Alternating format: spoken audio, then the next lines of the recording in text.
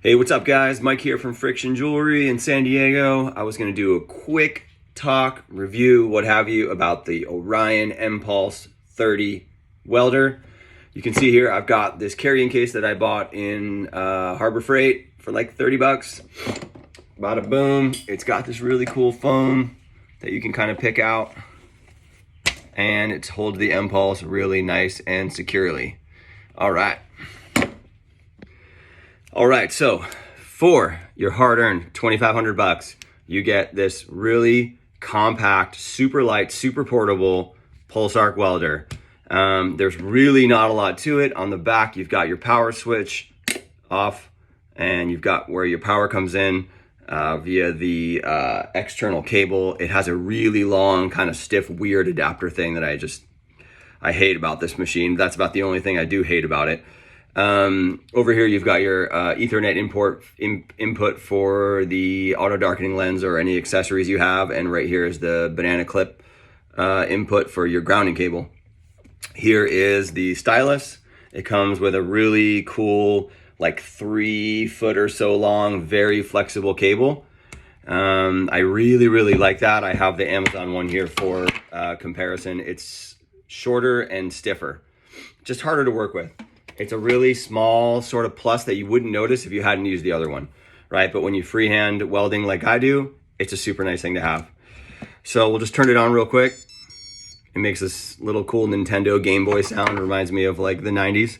Not much to it, right? A plus to raise the power, a minus to lower the power. You can use this dial here, which I don't. I just use the plus sign. One thing that that's worth mentioning about this machine is the screen. Unlike your iPhone, it doesn't need to be your finger that sort of it reacts to. I've actually had it react when the cable kind of swung and moved this dial, and I almost fried someone with it was almost maxed out. I think it was like 25 watt seconds, and I normally operate at like 3 to 7 range.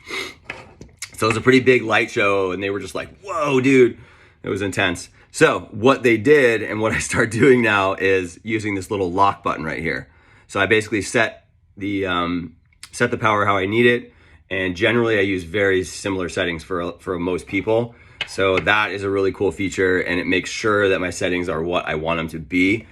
On the other hand, with this bad boy right here, the settings, as I mentioned in another video, they change, right? So they always default on the Amazon welder back to factory settings, which is like 2% power and 6 milliseconds.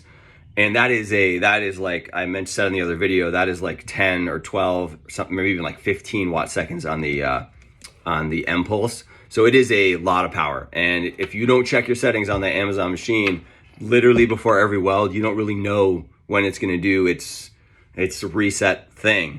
I don't know if it has a timeout function where if you let it sit for 10 minutes, it just goes back. I haven't really figured out when it's gonna do what it's gonna do. So that's a huge negative with the Amazon welder. And I forgot to mention it in the video. I posted it in the description on that comparison video. So you can go over there and check that other video out if you're curious on, more information on the Amazon welder. But back to the Orion welder.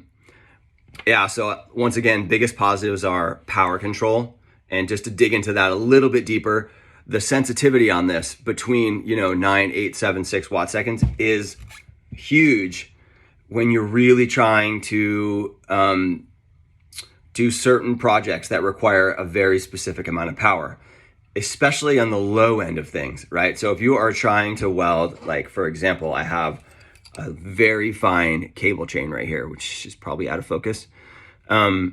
These links are tiny, and there is just no way that I can weld a link with this Amazon welder for this chain. Now, truth be told, I don't do that very often.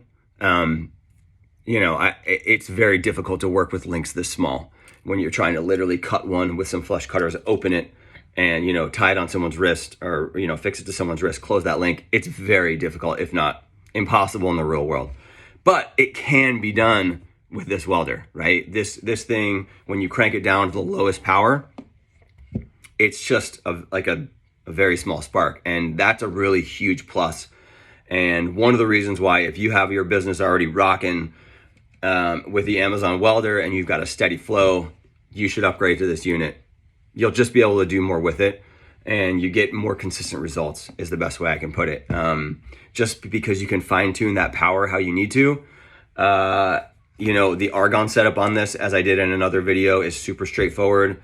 I did have a problem with the argon not coming through the stylus, but Sunstone, great customer service, and they sent me another one in like a day. So that was epic. Just a quick note, I don't know if you noticed, but I'm pulling the electrode out, but when I store it for travel, I push it back in and then I cover it up. They ship it with this tip, which is like kind of hilarious. It looks like a condom or something. It's just, I just lower it in there and then you put this on and it disappears and then you can store it and it's not going to like prick anybody. So those are the things I really, really like: the power sensitivity, the stylus flexibility, the portability, and the customer service. I think for those reasons, the Mpulse welder is 100% worth it. Especially, or I should almost say, if your business is cranking. If you are only, kind of taking a booking here and there, you're just dabbling your feet, you don't have an existing jewelry business, you don't have a steady flow of clients, I think the Amazon welder is enough for you. I honestly would lay off. I think the $2,000 to pay that back, the amount of bracelets or projects that you need to just break even on this, the trend may be over. I kind of think we're at a point right now in permanent jewelry that a lot of people already have them. The market's starting to get penetrated. There's still tons of room to grow and to make money. I think the summer is going to be amazing. I think the winter could be amazing. But I think going into 2024, not so much. But if your business is rocking and you haven't bought this and you're sitting on the Amazon welder and it's working for you, but you're like, you know what? I wish I could just do this. I wish I could just weld that. Or I'm trying to weld this 14K chain and it's melting on my Amazon welder no matter what I do. You will be able to do it with this machine, I promise you. So if you're at that point in your business, go grab it. It's a great company. So far, I've been using it for, I don't know, maybe like 6 weeks, but I've done hundreds of welds with it. I think it's worth your money. So good luck and happy welding.